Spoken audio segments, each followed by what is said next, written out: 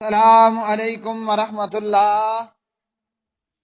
میرے پیارے بھائیوں اور میری معززات ماؤں بہنوں اور بیٹیوں، بلوغ المرام کتاب الطہارہ باب الغسل و حکم الجنوبی، سبق نمبر ہے 30۔ بسم اللہ الرحمن الرحیم۔ عن عائشہ رضی اللہ تعالی عنہا قالت قال رسول اللہ صلی اللہ علیہ وسلم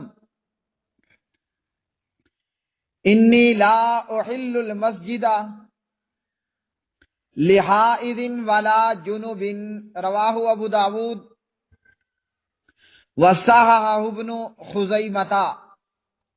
سیدہ عائشہ صدیقہ طیبہ طاہرہ رضی اللہ تعالی عنہا راویہ، پیارے نبی محمد مصطفیٰ احمد مجتبیٰ محمد الرسول اللہ صلی اللہ علیہ وسلم نے فرمایا، میں حیض والی عورت اور جنبی کے لیے مسجد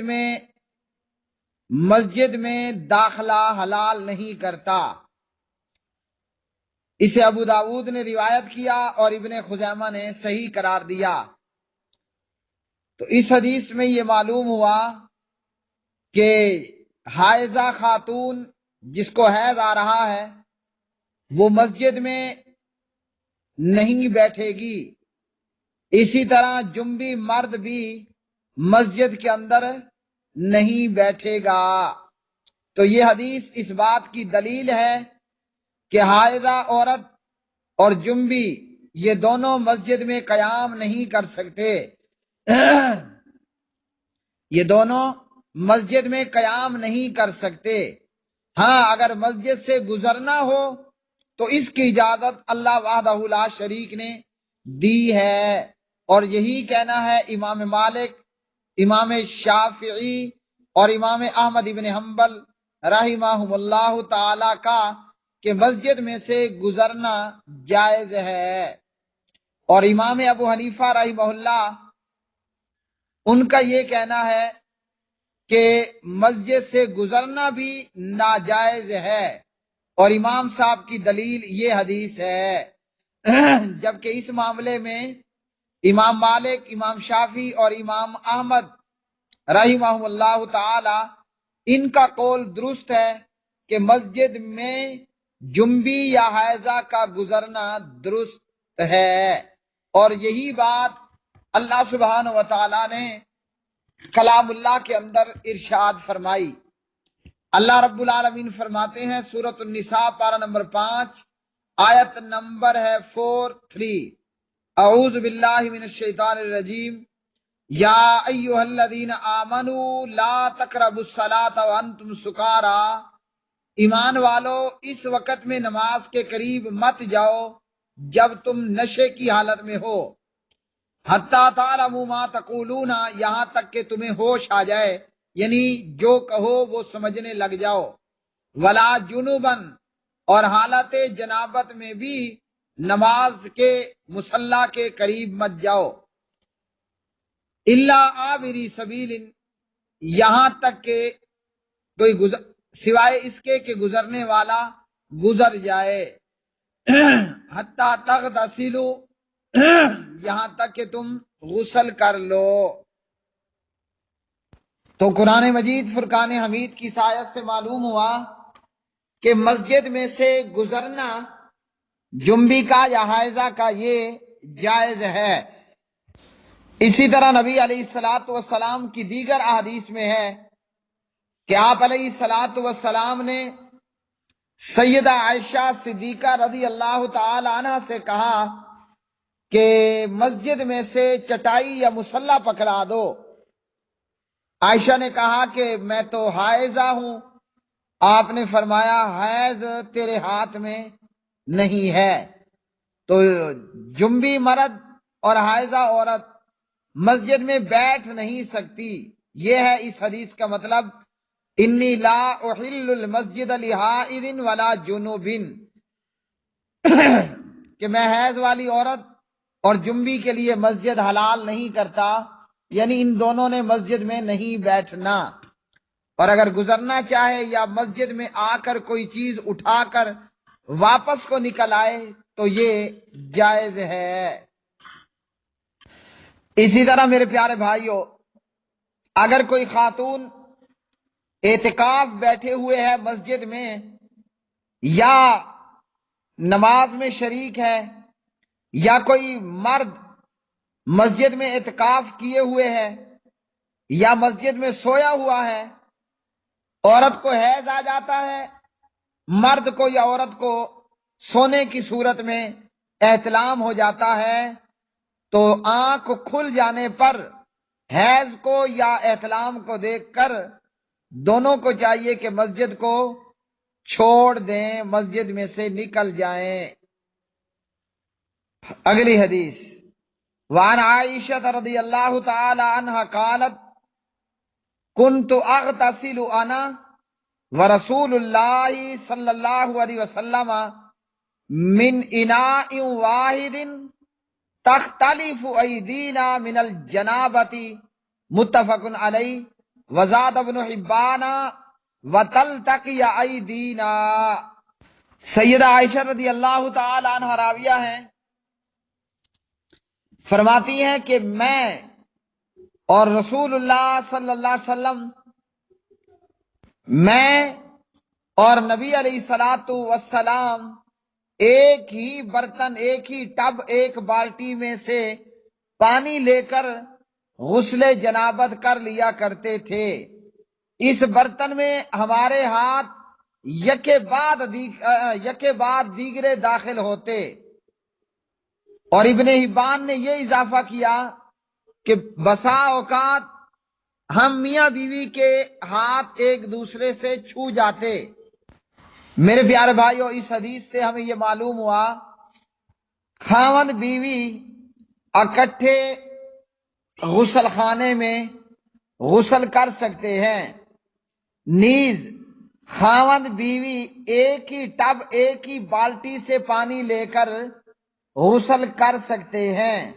اور آج چونکہ شاور لگے ہوئے ہوتے ہیں تو ایک ہی شاور تلے خاوند بیوی غسل کر سکتے ہیں۔ اگلی حدیث، عن ابی ہریرہ رضی اللہ تعالی عنہ قال قال رسول اللہ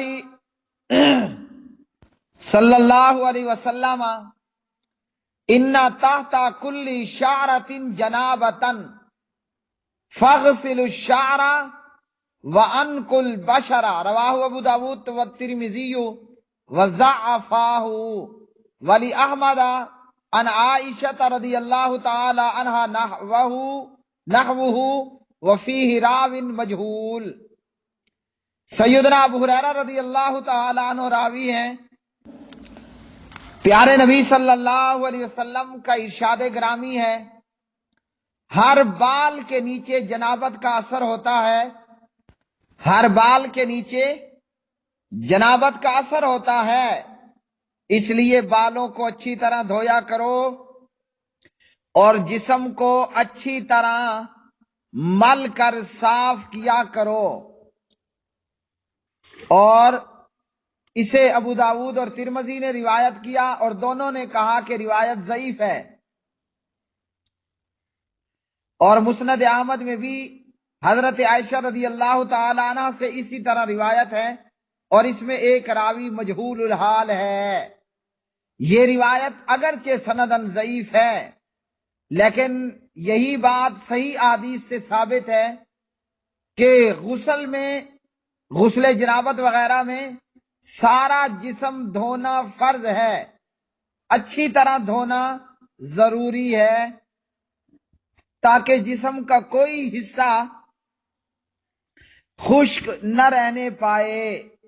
اور چاہیے یہ کہ بندہ ایک دفعہ میں تو اپنے جسم پر پانی ڈالے اور پھر اچھی طرح جسم کو ملے، یا آج شاور ہے تو شاور نیچے کھڑے ہو کر، نل کے نیچے کھڑے ہو کر پانی بھی ڈالتا جائے اور اپنے جسم پر جہاں جہاں اس کا ہاتھ پھر سکتا ہے اچھی طرح ہاتھ پھیرے تاکہ جسم کا کوئی حصہ خشک نہ رہنے پائے۔ تو یہ چیزیں ہمیں اس حدیث سے یہ معلوم ہوا کہ اچھی طرح غسل کرنا چاہیے۔ پیارے بھائیو، یہ کتاب الطہارہ باب الغسل و حکم الجنب سبق نمبر 30 تھا۔ آج کے سبق سے ہمیں یہ معلوم ہوا کہ حائضہ عورت اور جنبی مرد یہ مسجد میں نہیں بیٹھیں گے، ہاں جب کہ یہ غسل کر لیں۔ تو غسل کرنے کے بعد جو ہے وہ جنبی شخص جب غسل کر لے پھر وہ مسجد میں بیٹھے۔ حائضہ عورت جب غسل کر لے پھر وہ مسجد کے اندر بیٹھے۔ تو جنبی اور حائضہ یہ مسجد میں نہیں بیٹھ سکتے۔ ہاں اگر مسجد میں سے گزرنا ہو یا مسجد میں سے کوئی چیز کا اٹھانا ہو تو پھر ان کے لیے جائز ہے کہ مسجد میں سے گزر جائیں، یا کوئی چیز اٹھانی ہے تو اٹھا کر واپس نکل جائیں۔ اسی طرح ہمیں معلوم ہوا خاوند بیوی اکٹھے غسل خانے میں وضو کر سکتے ہیں۔ خاوند بیوی اکٹھے ایک ساتھ ایک ہی برتن سے پانی لے کر غسل کر سکتے ہیں۔ اور اسی طرح غسل میں چاہیے کہ اپنے جسم کو اچھی طرح صاف کریں اور جسم کا کوئی حصہ خشک نہ رہے۔ جسم پر پانی بھی ڈالیں اور ہاتھوں کے ساتھ بھی جسم کو ملیں۔ اللہ رب العالمین سے دعا ہے کہ اللہ رب رحمان ہمیں کتاب و سنت کے مطابق زندگی گزارنے، کتاب و سنت کو پڑھنے، کتاب و سنت کو عام کرنے اور کتاب و سنت کو نشر کرنے، اس کی اشاعت کرنے کی توفیق عطا فرمائے، اور اللہ سبحانہ و تعالی ہمیں اتباع اور اطاعت کے راستے پر لگائے، اور اللہ ہمیں تقلید کے راستے کو چھوڑنے کی توفیق عطا فرمائے، اطاعت اور اتباع کو عام کرنے کی توفیق عطا فرمائے اور تقلید کا رد کرنے کی توفیق عطا فرمائے۔ لوگوں کو کتاب و سنت کی طرف ہم بلانے والے بن جائیں اور کتاب و سنت کو اپنے عمل میں لے آنے والے ہم بن جائیں۔ ہم میں سے جو بیمار ہیں اللہ بیماروں کی بیماریاں دور کر دے، جو بے اولاد ہیں اللہ سبحانہ و تعالیٰ انہیں نیک اولاد سے نواز دے، جو کوارے ہیں کواریاں ہیں کواروں کو اللہ نیک سیرت صورت دلہنیں عطا کر دے، اور کواریوں کو اللہ نیک سیرت صورت دلہے عطا کر دے۔ جن کے کاروبار رکے ہوئے ہیں، معیشت خراب ہے، اللہ ان کی معیشت کو معاشرت کو درست کر دے۔ جو گمراہ ہیں اللہ سبحانہ و تعالی انہیں ہدایت پہ لے آئے، اور جو ہدایت پہ ہیں اللہ انہیں ہدایت پہ مزید پختگی عطا فرمائے۔ اللہ رب العالمین ہمیں بار بار اپنے گھر بیت اللہ کا عمرہ اور حج کرنے کی توفیق عطا فرمائے، سعادت عطا فرمائے۔